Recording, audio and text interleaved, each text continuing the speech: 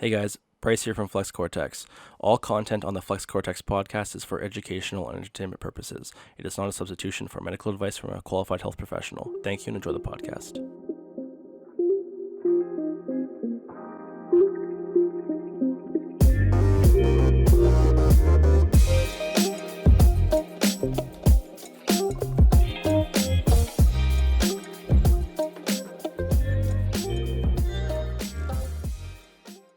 Hey, this is Tanner with Flex Cortex. I'm joined by Bryce today. Hey guys. We're going to be doing that assessment for physical fitness assessment that we talked about in episode 2, I believe. 3. Yeah. Episode 3. So finally got some time now that some restrictions are lifted a little bit, so we're going to be going through an assessment screen today, just like as promised, so that way it gives you guys something to actually look at versus just listening to the podcast. I always find that I'm a very visual learner, so I need to actually see it. Also, it's a good starting point for him to see where we start now, and we'll reassess this probably every month. Perfect. Okay.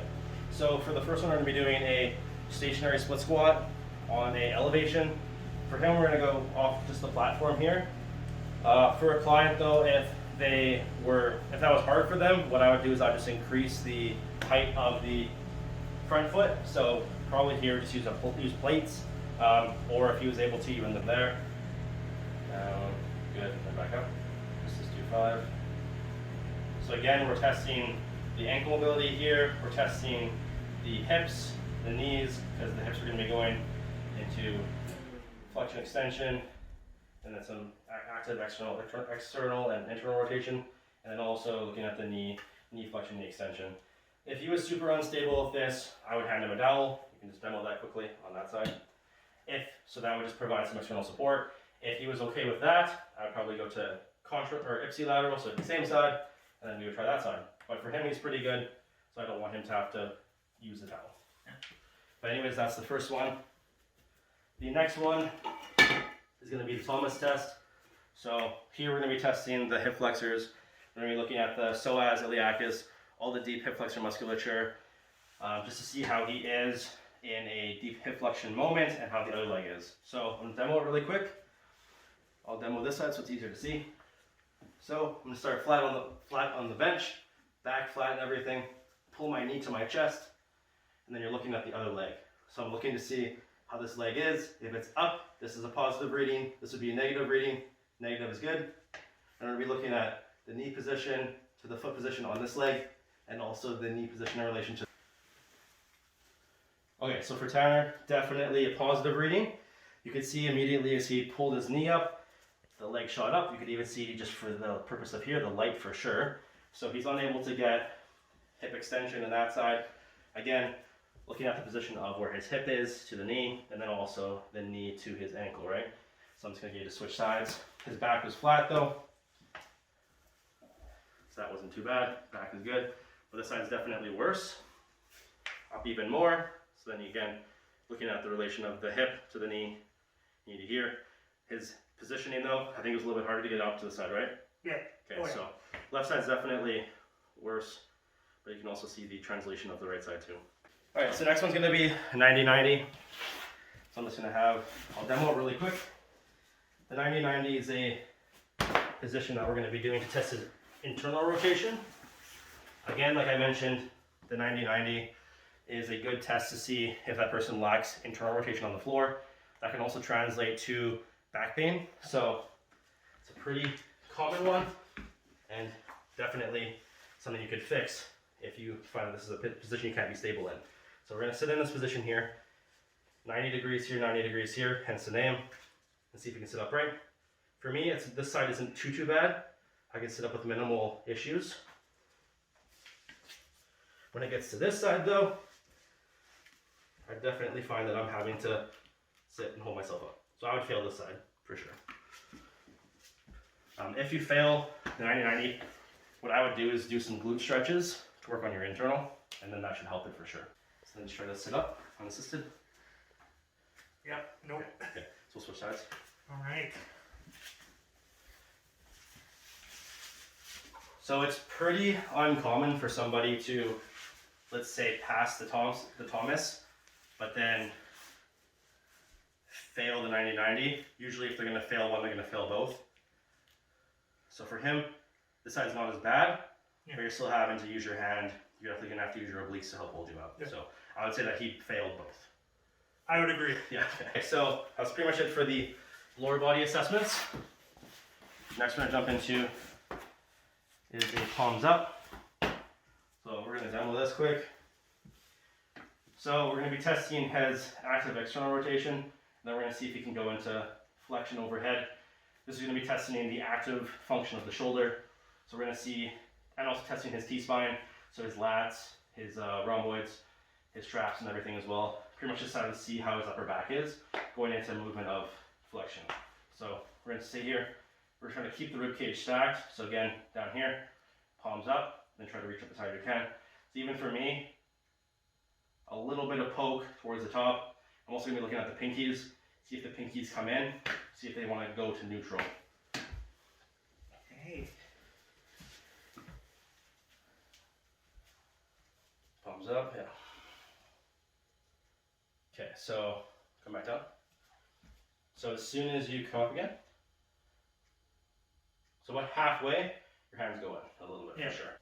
And that's both because for the last little bit for the COVID pandemic, I've been a very sedentary person, and a little bit before that too. Yeah. So when you're sitting at a desk all day, you're going to have a lot of these issues with the hip flexion and even the Yeah. overhead T-spine movements. Yeah, the hip flexion definitely, just from, like you said, the constant sitting, right?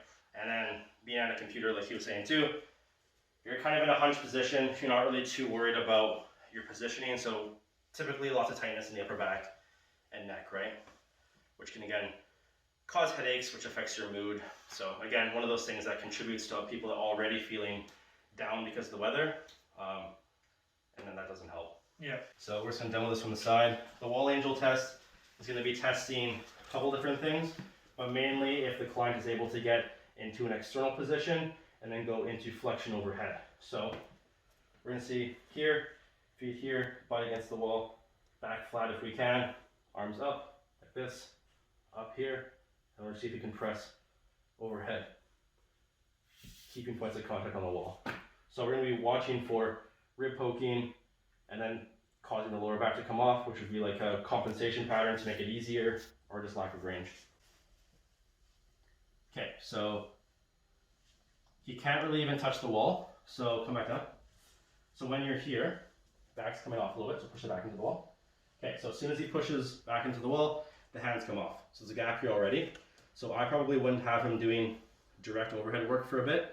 I'd probably have him doing some sort of slight incline, so that way we're able to work in a more comfortable range to start, and then progress from there to overhead when the mobility allows. Okay, so the next one we're gonna be doing is gait. So gait's just your everyday movement. So I like to assess this to see how the clients move, to see how they walk. You'd be surprised how some people walk. So what we're gonna do is we're gonna do just lengths here. So a length there, a length back, but the length back is gonna be kind of holding yourself up for a quick pause, just to see how the client is on one leg and the transitioning from one leg to the other. You are on one leg throughout the day a little bit. You're transitioning on one leg more than you would think. So it's important to see how the client is on one leg on its own. And this is a great way to assess it and see how they land, how the body naturally wants to land when they're walking. One, walk with your feet completely flat. And then we will walk back with a little bit of a leg lift and hold.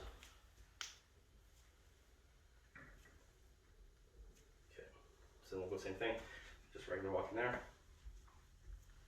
And then on the way back, same thing.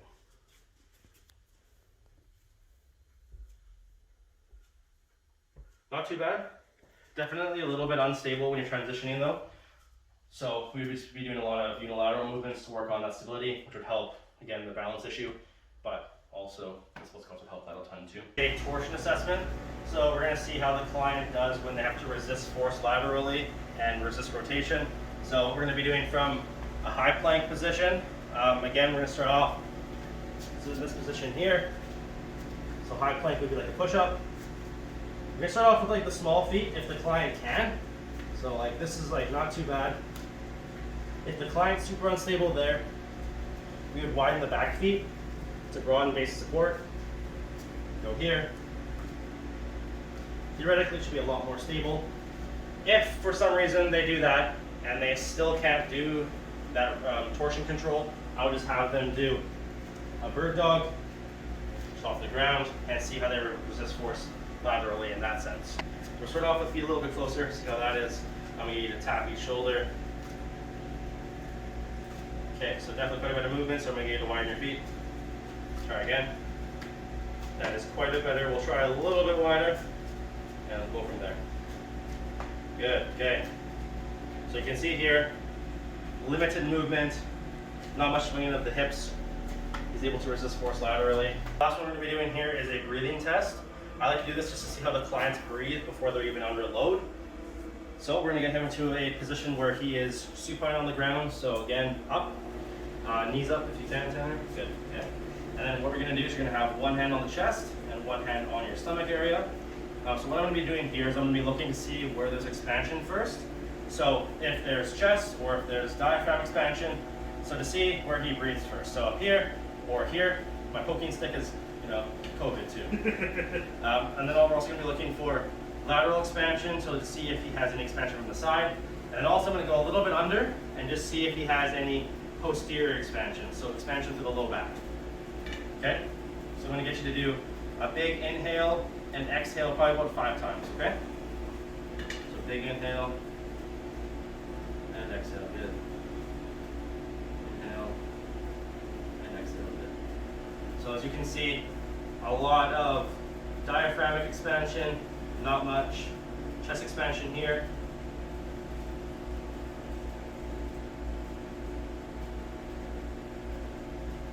Again, a good idea to do, just see how the client handles their breathing in themselves before you actually put them underneath weight. And to see if there's any kind of things you got to work on when it comes to the breathing patterns. Typically you want a little bit of both. I would say you kind of want, if you can, an even amount of chest and diaphragmatic expansion. So I would say that with Tanner, we probably got to work on trying to have a little bit of both in this sense. Yeah. Diaphragmatic expansion though is good for when we get to the point of wanting to do any kind of powerlifting where Valsalva is good. But we do want to be able to, again, control the diaphragm, being able to keep that relationship with the pelvis and the diaphragm good, but also teach him how to expand through the chest too. Yeah, that's pretty much it. Again, that's what we wanted to cover for the video. We hope that this helped, and then we'll have a video up or a podcast up this week on Saturday. So Perfect. Tune in there, and thanks for watching.